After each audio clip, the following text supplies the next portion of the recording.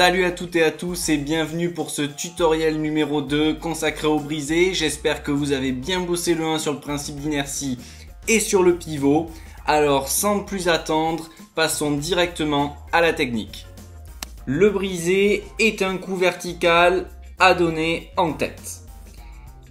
Voyons-le au moment de décomposer, on commence le pivot, ce qu'on a appris au niveau du principe d'inertie. La main est au niveau de la hanche et le talon opposé, ici le talon gauche, commence à se décoller du sol. Puis la canne tombe vers l'avant par un mouvement de pivot du poignet et par sa propre inertie.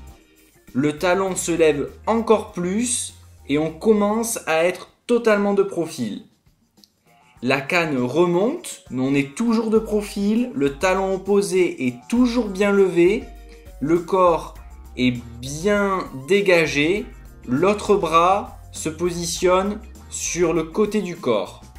La canne commence à remonter par le mouvement de pivot en sens inverse, c'est-à-dire que c'est la hanche qui revient vers le partenaire et le talon commence à se reposer au sol. De là, on est pratiquement droit. On va terminer tout à l'heure 2-3 quarts. La canne vient en remontant et pas en pointant. Elle fait un demi-cercle, une parabole. Pour terminer, le bras bien tendu. La canne au niveau du sommet du crâne et en prolongement du bras, eux aussi bien tendus. Le corps est de 3 quarts. Voilà ce que ça donne à vitesse réelle. Et sur une autre vue, c'est exactement la même chose. Vous voyez le talon gauche qui est face à vous, qui commence à se lever en pivot. La canne commence à descendre par le mouvement du poignet.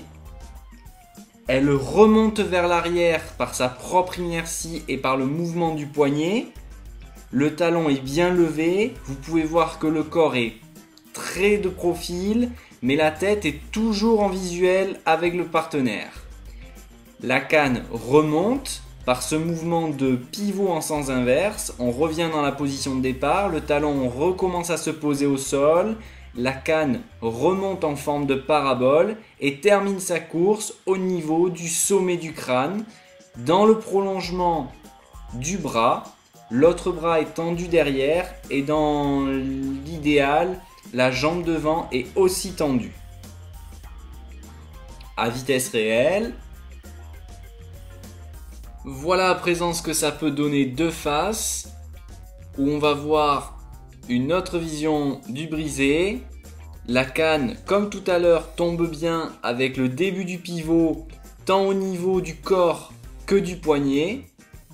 L'inertie de la canne plus le mouvement du pivot du poignet la fait naturellement remonter pour finalement terminer sa course dans le prolongement du bras. Le corps est de 3 quarts au sommet de la tête. À vitesse réelle, voilà ce que ça donne.